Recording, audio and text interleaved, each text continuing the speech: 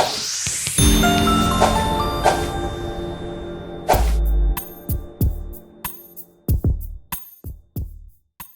I'm Dr. Sunny Fridge. Welcome to another episode of Rise and Shine with Dr. Sunny, the show that helps you unleash your inner speaking superpowers. Each week you get tips, tools, and techniques to help you become a better communicator. In celebration of Women's History Month, we're continuing to shine the spotlight on some of my amazing co-authors of Voices of the 21st Century, resilient women who rise and make a difference. Plus, how you can make a difference owning your voice when you sign up to attend my free monthly speakers online workshop. So stay tuned. If you're watching on YouTube or Facebook, share in the comments below where you're watching from. If you're listening by podcast, subscribe so you never miss a show. If you enjoy our programs, please consider making a donation of any amount at wytv7.org to help our CBN broadcasters continue the mission to bring you programming that educates, empowers, and encourages. I believe we all have a purpose and the potential to live our best life.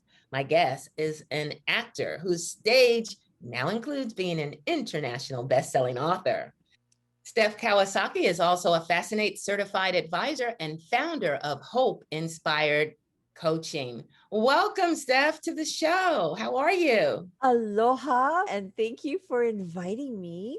I love it that you are alohaing me. Tell us where you're from and a little bit about your business. I live in Hawaii on the island of Oahu, and I am the founder of Hope Inspired Coaching. And I use this Fascinate Advantage system as part of my coaching business. I help people that are in transition for different jobs, that are looking for a different job, or out of a job. And during this time, a lot of people lost their jobs, and I'm hoping to help people get back in the workforce.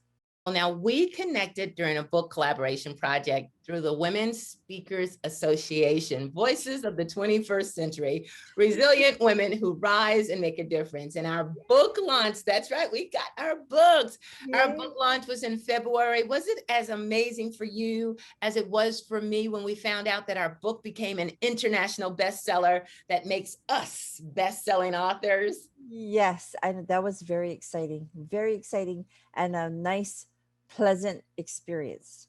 Yes, it was. It's been amazing just to find out all of the inspiring stories. And the minute that I heard you share during our book launch about your story, I wanted to reach out to you because the struggle that you overcame is much like the struggle that many of the clients that I get the opportunity to help. So I know this is going to be inspiring for them. So tell me just a little bit about what your story is about and the reason that you decided to put it in a book. Well, I was raised in a typical Asian culture where I think women in general, their voices were not really heard or important. I felt, and then being very shy and introverted, I was very comfortable letting other people speak for me, actually finish my sentences and think for me, literally think for me. And so as I was growing up, I always thought that my voice or my opinions never mattered. So I would just listen a lot, let other people talk, and I was actually very comfortable doing that. So during my job or my career with the government, I was in positions where I led teams, and because of that, I also leading teams, you end up helping others, but when I had to start presenting projects, I would let other people speak for me, and eventually they'll take the credit for it. And then I was okay with that because I'm a very, I love being in part of a team, and I really believe being part of a team is important. But I really also believe that a lot of my thoughts and my contribution was not being heard. and and that's where I realized. And if you read my chapter, it kind of it sums it up, and I'm going to leave it as a cliffhanger. When I read the opening first few paragraphs of your story, I was like, whoa, wow, I can't believe this is happening to her. Could this really be true? Oh my God. Yeah. And then I read the rest. It was inspiring. And it's how so many people feel, because what it is it's like you have troubles at times getting your message out. And this Yeah. was also a great leap of faith for you to pen your story. And I'm glad that you're sharing it. And you've got to read her story. It's going to inspire you. And yeah, if you want to share just a little bit more about what you hope that readers take away from your story? Yes, yes. And what I believe, I think, is the biggest takeaway from, as I was actually writing the story, it kind of came to my mind. I didn't even actually have, it was the aha moment wasn't until I actually wrote it. And so that's another plug for people that may be considering writing about how their journey is to, self discovery or improvement. Only until you might have it in your head, but maybe probably only until you write it out in a journal or in some notes that you take, is when the aha moments come. And the learning moments, I think, is when you actually do it or actually take action. And so when I started writing it out, the aha moment for me is that, I even though I want to live my best self, it's not until I do it for others or give others a chance to hear what I have to say, is it's the benefit. In other words, because other people were into my life, poured into my life, and gave me inspiration and hope and the Mm-hmm. vision, um, was I able to grow. So how much better, instead of keeping all everything on to myself, what I've learned, um, I won't be a benefit for others. And so it's all about living your best self beyond yourself. And that was the aha moment for me. I love that. And speaking of being beyond yourself, one of the things that you did to invest in yourself is to join an organization called Toastmasters. The purpose of the organization is to help people become better speakers, communicators, and leaders. And we're both members of Toastmasters. So tell me how it's impacted your life. Toastmasters. It I That was the best thing that I did, was sign up for two clubs. Actually, I signed up one for one, and that was during when I was actually working, and the support, the organization support, the club support, the pathway in which you actually learn skills and tips on how to speak confidently. Of course, we all have our different journeys, and it takes us, all these different, and I'm still working on it. Trying to think of things to say at the same time as speaking and looking at somebody in the eye, and collaborating as well. But that Toastmaster has brought me into a position where it's safe.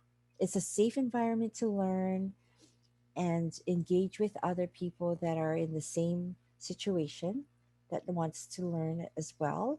Another golden nugget is about listening, is listening with intent and with purpose.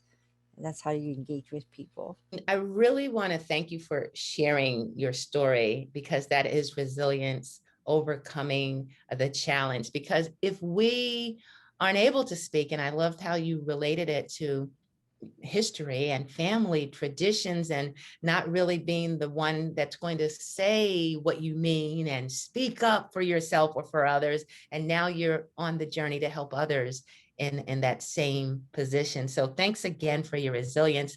How can people connect with you and also find out more about Hope Inspired Coaching? I have a website, hopeinspiredcoaching.com. So that's one way of connecting with me. And I'm also on Facebook at Steff Kawasaki or Hope Inspired Coaching and Instagram. And that is also another learning moments as I'm trying to get my word out there. Um, so so that's how they can connect with me. And I really really appreciate your time with this interview and helping me spread the news. You are so welcome, and I wish you all the best. And before I let you go, I want to ask you about leaving us with some words of inspiration, but also tell me a little bit about Hawaii. I have always wanted to go there, and particularly in my adult stage of life, and it's still my goal once this new normal allows me to travel safely so I can still see all of the wonderful tourist destinations. What's it like being in Hawaii? Do you enjoy it, or is it second nature? You're used to it because it is what it is? Yeah. I've had the opportunity because my dad worked for Qantas. So we traveled a lot. So I've been to the States, East Coast, West Coast. I've been to foreign countries. And the thing I can share with you about Hawaii is there's what's called the aloha spirit. And how do you explain it? There's so many different versions of what that exactly means. But what I can kind of give you a little snippet of is the aloha spirit is living your life with on a small little island, with a whole bunch of different other people, different cultures. We eat all kinds of foods here from all over the world. There's this one place in the middle of the Pacific where you can find a variety of the foods around the world. People adapt to each other's culture. And I wonder if it's because we are isolated in an island that Mhm. this aloha spirit tends to kind of permeate throughout cultures. We adapt to different cultures, taking and I believe again because of this small island in the middle of the Pacific, we end up trying to get along a little better. Mhm. Um, and it's just about caring for each other and taking care of each other. I definitely look forward to figuring out a way to do a book collaboration or a speaking engagement so I have an excuse to come and see you in Yes. Hawaii. Hawaii. Yes. Yeah. Yes. So tell us now some words of inspiration to leave us, and specifically, some of the people who feel just like you have at times in your life, and what inspiration can you share? Well, I'd love to share about the journey. It's not about so much about the destination, but just enjoying your journey of life and remembering that when you encourage others, it's encouraging you. And so there's this one little quote that I want to give you, and it actually came to my mind as I was writing my chapter with this book. It's it's when the vision of hope inspires one person, imagine the impact of many. Awesome. Awesome. Share that quote one more time. Okay. Let me let it sink in. Okay. When the vision of hope inspires one person, imagine the impact of many.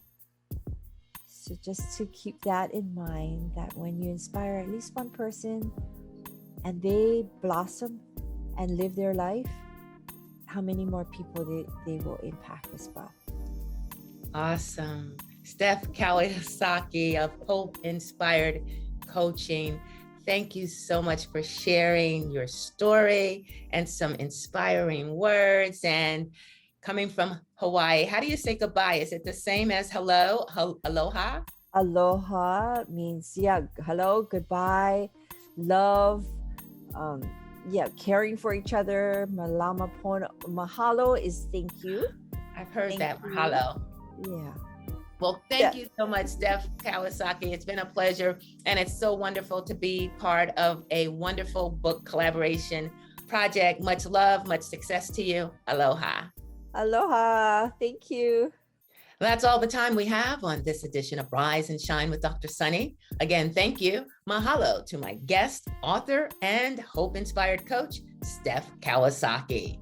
If you'd like some coaching to become a better presenter, I invite you to join my free monthly Speak and Shine workshop on Zoom. I'll help you unleash your inner speaking superpowers, some you didn't know you had. Spots are limited. To sign up, go to my Facebook page, facebook.com/I Rise and Shine. You can also go to my website, sunnyfridge.com. You will also find links to all my shows and podcasts. And now you can buy my international best-selling book, Voices of the 21st Century, Resilient Women Who Rise and Make a Difference. I love the sound of that. It's music to my ears. Thank you so much for connecting. I'm Dr. Sunny. Remember, it's your time to rise and shine.